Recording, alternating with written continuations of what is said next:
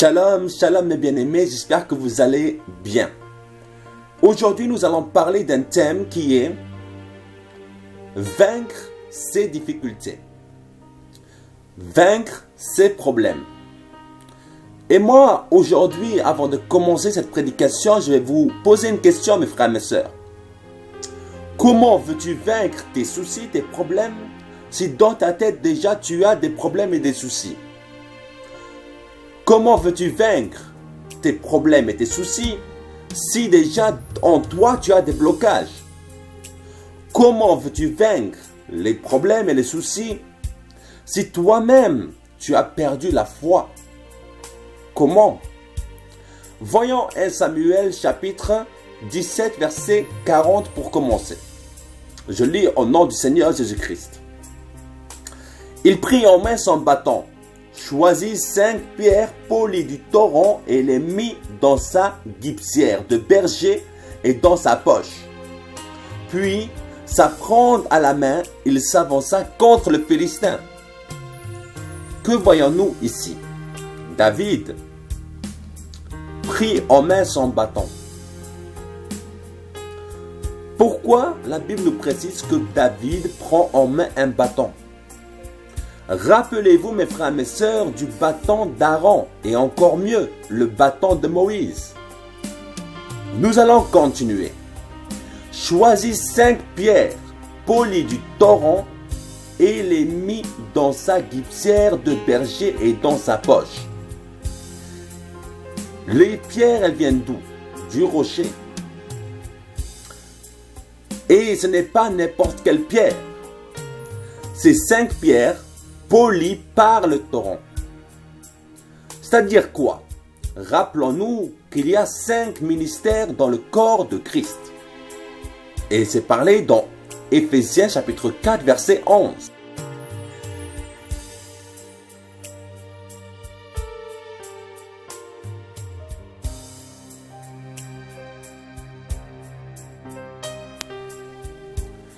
Donc, il est mis dans sa guipesière de berger et dans sa poche.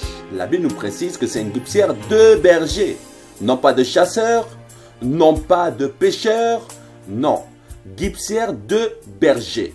Pourquoi berger? Parce que le berger en fait est maître d'un troupeau. Donc 5 ministères bien polis, bien travaillés par le Saint-Esprit, qui ont été mis dans la bergerie du Seigneur Jésus-Christ. Il s'avança maintenant contre le Philistin. Pourquoi? Parce qu'il avait la foi. Est-ce que s'il n'aurait pas eu la foi, il serait avancé contre le Philistin? Il avait confiance au Dieu d'Israël. Il avait confiance en la force du Dieu, l'Éternel des armées. Maintenant, nous allons continuer dans le verset 48. Aussitôt que le Philistin se redressa pour marcher à la rencontre de David, David se dépêcha de courir sur le champ de bataille à la rencontre du Philistin. Aussitôt le Philistin se redressa pour marcher à la rencontre de David. Aussitôt ton souci, mon frère, ton souci, ma soeur, se redressa pour marcher contre toi. Mais, vu que David peut être synonyme de Jésus-Christ, il peut être synonyme aussi de pasteur.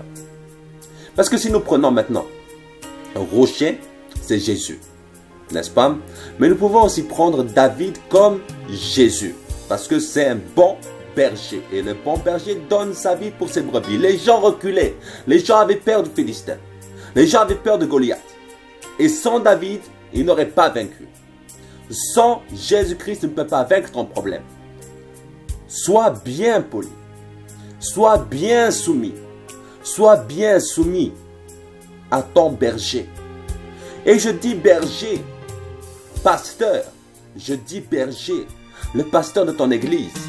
Je dis berger, celui qui prêche à ton église le samedi, le dimanche ou autre jour. Je dis cela pour ton berger. Sois soumis à lui. Arrête de combattre les églises, mon frère, ma soeur. Arrête de sortir des églises et de croire que tu es quelqu'un dans le ministère. Non, c'est faux, mon frère, ma soeur. Un ministre de Dieu n'est pas seul. Un ministre de Dieu n'est pas écarté de l'église, n'est pas écarté des assemblées. À quoi servirait un ministre de Dieu qui est en dehors, mes frères, mes sœurs, des assemblées? À quoi servirait un ministre de Dieu, un ministre même de l'État français, un ministre même de l'État belge, un ministre même d'un autre État? À quoi servirait-il s'il était en dehors du gouvernement?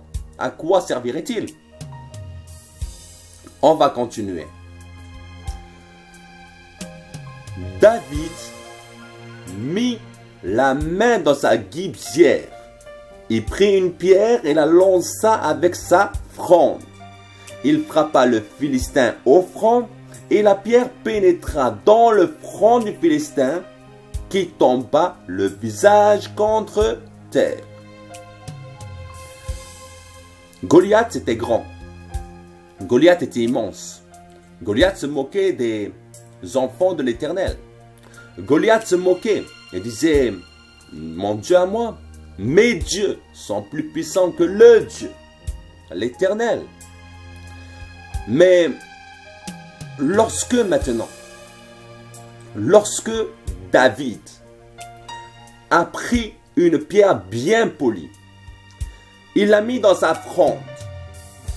Sa fronde, on peut le dire comme le Saint-Esprit. Et cette pierre, lorsqu'il a lancé, elle est partie avec une puissance et avec une précision. Elle n'a pas frappé Goliath au pied, elle n'a pas frappé Goliath à l'œil, elle n'a pas frappé Goliath au torse, mais elle l'a frappé au front. Pourquoi le front? Parce que dans le front, il y a un cerveau, contrôle. Donc, dans le front, la pierre est pénétrée. Donc, elle a touché quoi? Le cerveau. Si maintenant, elle aurait touché l'œil, il aurait perdu un œil. Mais il était toujours prêt au combat. S'il aurait touché, par exemple, le torse. Le torse, il était protégé par le bouclier. Le pied peut-être même, il aurait blessé le pied. Mais Goliath aurait continué à avancer contre lui. Mais la pierre a touché maintenant un endroit précis qui maintenant a fait tomber Goliath par terre et il a mangé la poussière. Où sont les problèmes? Où sont tes problèmes, mon ami? Tes problèmes sont où? Si tu es soumis à ton pasteur, si tu es dans la parole de Dieu, si tu as la foi, sache que tu vas triompher de tout problème, peu importe le problème dans ta vie. Peu importe le problème dans ta vie, tu vas triompher parce que tu es plus que vainqueur, tu as l'Éternel. Et si tu fais confiance à l'Éternel, si tu te soumets à ton pasteur, à Jésus-Christ, alors mon frère, ma soeur, sache que tu es toujours plus que vainqueur. Et tes problèmes vont disparaître comme Goliath a disparu. Tes problèmes vont disparaître tout d'un coup comme ça. Et les gens qui t'insultaient, comme par exemple David a été insulté par ses frères, personne ne lui faisait confiance. Mais il est parti juste avec un bâton, des pierres, et il a vaincu les plus grands problèmes. Un géant dans ta vie ne peut pas triompher, mon frère, ma soeur, de Jésus-Christ. Un géant dans ta vie, mon ami, ne peut pas triompher de la puissance de Dieu. Goliath, mon frère, ma soeur, était là, il avait confiance, n'est-ce pas? Satan a confiance qu'il va te vaincre. Satan a confiance qu'il va te tuer. Satan a confiance qu'il va maintenant t'anéantir. Mais je veux te dire, fais confiance à Jésus-Christ et tu auras la victoire sur tous tes problèmes. Tu auras la victoire au nom puissant de Jésus-Christ. Au nom de Jésus-Christ, tu auras la victoire. Pourquoi? Parce que nous avons celui qui est mort pour nous à la croix de Golgotha, qui a vaincu tous les ennemis, toutes les malédictions, tous les péchés que nous avons, il les a cloués à la croix de Golgotha. Son sang est plus puissant que tout problème. Alors mon frère, ma soeur, je clôture simplement cette vidéo par une prière pour toi, afin vraiment que tes difficultés, que ta vie change maintenant à partir d'aujourd'hui. Alors mon frère, ma soeur, nous allons nous mettre à genoux et nous allons prier.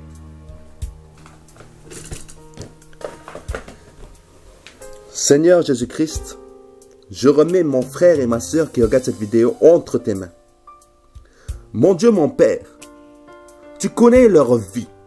Tu connais leurs problèmes. Tu connais leurs difficultés.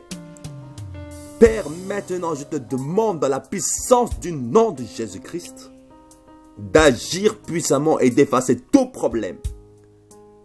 Que tout lien dans leur vie qui a été mis par l'ennemi soit maintenant coupé par le nom puissant de Jésus-Christ. Maintenant, dans le nom puissant de Jésus-Christ, je proclame la victoire pour mon frère, pour ma soeur. La victoire sur les maladies, la victoire sur les problèmes, la victoire sur les soucis de la vie. Maintenant, dans le nom puissant de Jésus-Christ, recevez la victoire parce que nous avons celui qui a été victorieux et nous sommes plus puissants que tous les ennemis de notre vie. Soyez bénis, partagez la vidéo, abonnez-vous et à bientôt. Bye bye.